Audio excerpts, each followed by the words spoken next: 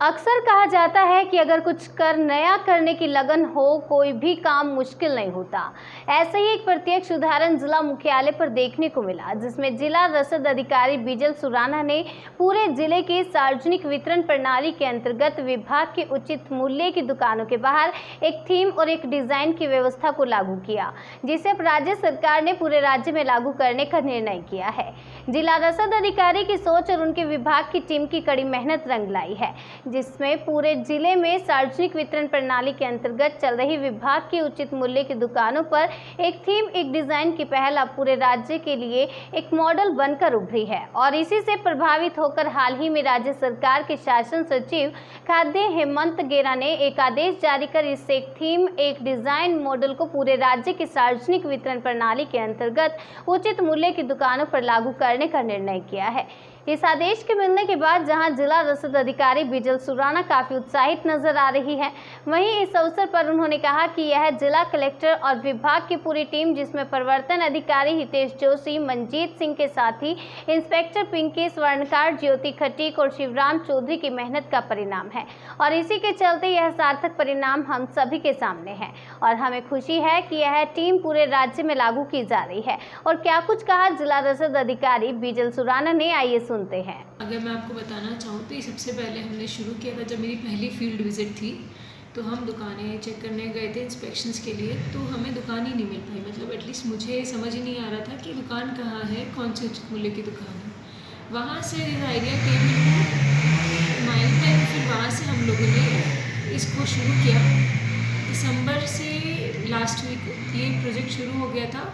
जनवरी और फरवरी तक हमारा 60% प्रोजेक्ट कंप्लीट हो गया था। उसके बाद कोविड की वजह से काम रुक गया।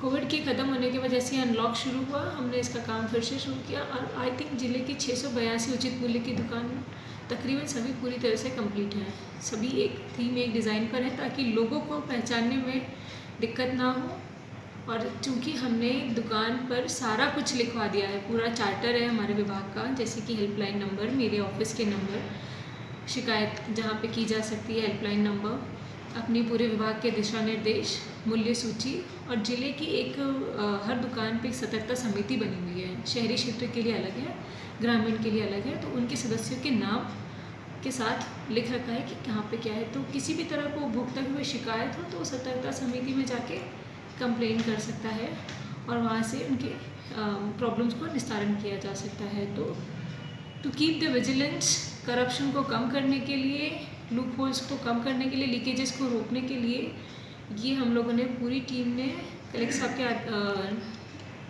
तत्वाधान में निर्देशानुसार उनके हम लोगों ने पूरी तरह से इस काम को किया। पूरी टीम को, चित्तौड़ टीम को, डीएसओ टीम को इसका श्रेय जाता है। सबने बहुत मेहनत करी है और ये मॉडल आज पूरे स्टेट में लागू हो गया है। हमारे शासन सचिव हेमंत गेरा साहब, इन्होंने पूरे राज्य में इस मॉडल को अपनाने के लिए निर्देशित कर दिया है सभी जिलों को। तो ये हमारे लिए सबसे गर्व की बात है कि आज चित्तौड़ मॉडल पूरे राज्य में अपनाया जाएगा। कैसा फील कर रही हैं आपके द्वारा जो नवाचार किया गया है पूरे राज्य में लागू किया जा रहा है, किस तरह फील कर रही हैं?